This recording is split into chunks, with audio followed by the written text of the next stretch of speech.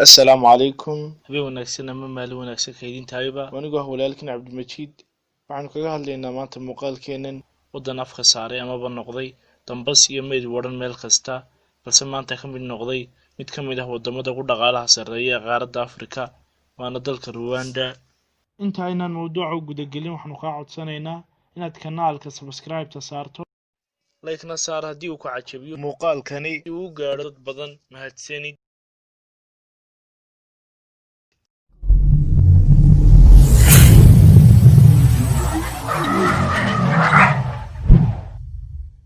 dalka Rwanda waxa uu ku yaalaa bariga dhexe ee qaaradda Afrika. waxa uu xuduud dhinaca galbeed kala leeyahay dalka Jamhuuriyadda Dimuqraadiga ee Congo, dhanka barigana waxa uu xuduud la leeyahay waddanka Tanzania.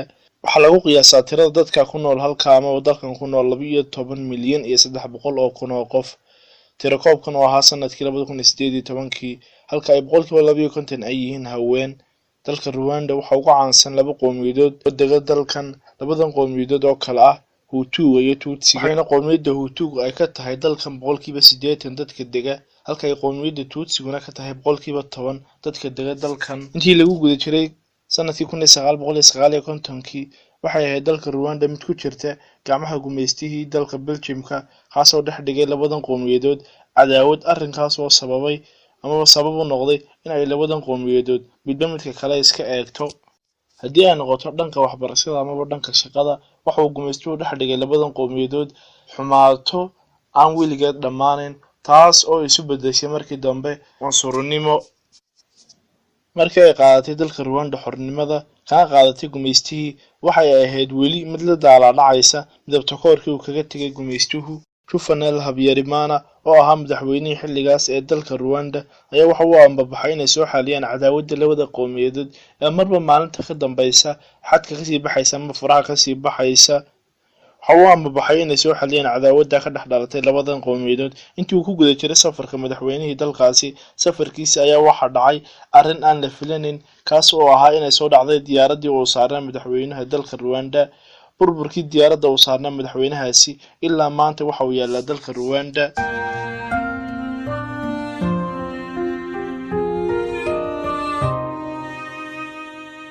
ilaa maantana lama garanayo sababta soo riday diyaaraddan amaba ka dambeysay dhicitaankeedii. 2 cisho kadib dhimashadii madaxweynaha, waxaa qarxay dagaal u dhexeeya labadii qowmiyadood ee Hutuga iyo Tutsiga. dagaalkan oo ay ku dhammaadeen aad u tiro badan. waxaa ku awood sarreeyay dagaalkan qowmiyadda Hutuga oo ahayd mid leynaysay qowmiyadda kale ee kasoo horjeeday ee Tutsiga. xitaa waxaa la gaadhsiiyey qofka ka mid ah qowmiyadda Hutuga ee la dhaqma amaba isdhaha ka gurso qowmiyadda Tutsiga, waxaa loo arkayay inuu qaa'in yahay oo uu meel kaga dhacay xaqa waddankiisa.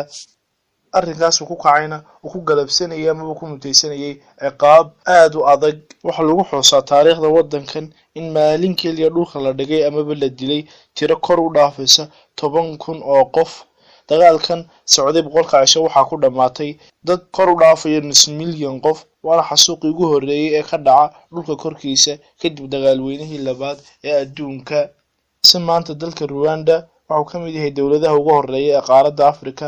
waxay noqotay dowladdii shalay la ildarnayd burburka iyo gaajada dowladaha ugu dhaqaalaha sarreeya qaaradda Afrika, ilaa caasimadda dalkan oo lagu magacaabo Kigali ay noqotay magaalooyinka ku yaala Afrika ta ugu nadiifta badan.